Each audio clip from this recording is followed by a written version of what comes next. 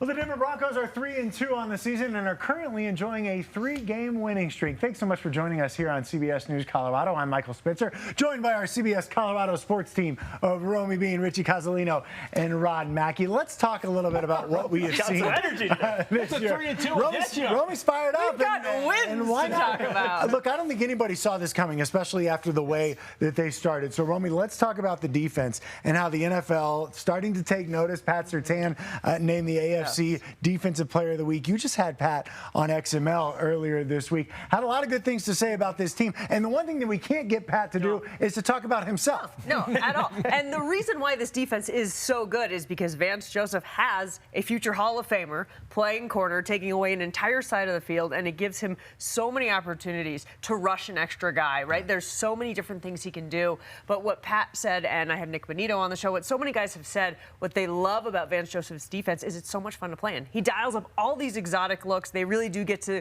do the proverbial pin their ears back and just play ball. You know, it's not too many X's and O's. It's not super detailed scheme-wise. It's kind of like Wade Phillips. Go play ball, right? And you're seeing the fruits of it.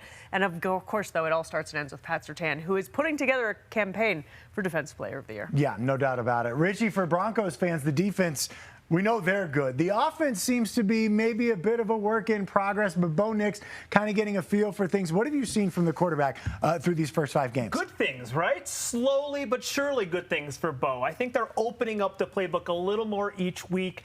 Bo Nix is getting a little more comfortable every week. Now, Sean Payton said he's confident every week. Sean knows that his guy can lead them to success, but I like what I'm seeing out of Bo.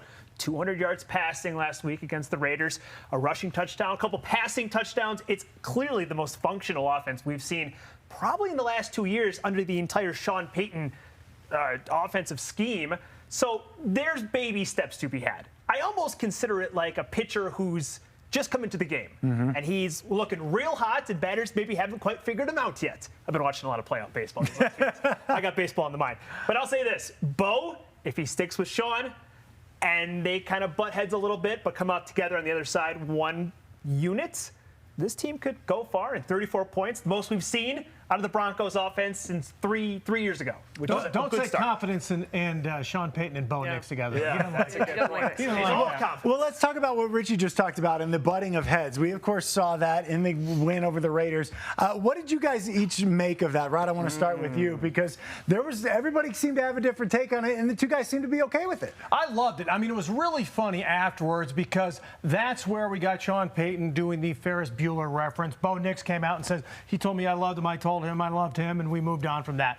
It was something because there's not a lot of people in that building that will stand up to the head coach. So the fact that a rookie quarterback did just that, I think that goes a long way for his status with the rest of his team. Yeah. I think it really shows that this guy is a leader. They always talk about the quarterback's a leader. They gave him a C for a team captain at the beginning because he's the quarterback. He's a rookie, but he's the quarterback. The quarterback's always given that. Well, I think he's earning it now, and I think we saw that on Sunday. I thought Bo's age played an impact here too, right? If Bo's a 21-year-old rookie, maybe he's not doing that. But he's 24. He's got a lot of games under his belt. Part of the reason they got him is because of that maturity level.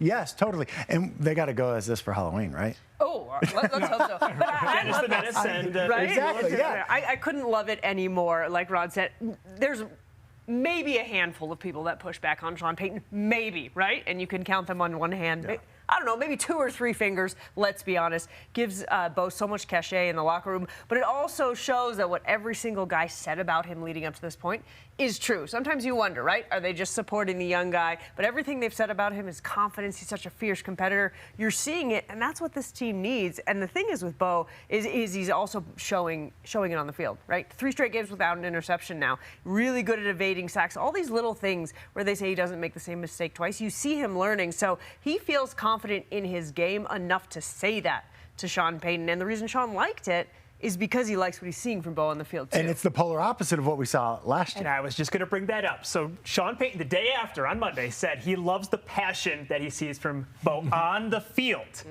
not other things. Thinly veiled shot at perhaps Russell Wilson. Absolutely. Because last year in Detroit, we saw Sean give Russell Wilson the business coming on the sideline. Almost a mirror image of what we saw with Bo. Russ took it. Russ walked away. And that was the difference. And then a week later, Russell Wilson was no longer the starter here, and now he's gone. So Bo Nix stood up to Sean Payton. I think there was a lot of respect earned from Bo via Sean when that happened. And maybe we see the fruits of that labor moving forward. So we're 5 games in here. I want to hand out grades. I'm going to ask each of you, where would you grade this Broncos team, A through F? I don't think anybody's giving them an F, sitting at 3 and 2. What grade would you hand out? I'm going to give them a B. Yeah. Because I'm giving the Broncos a defense an A.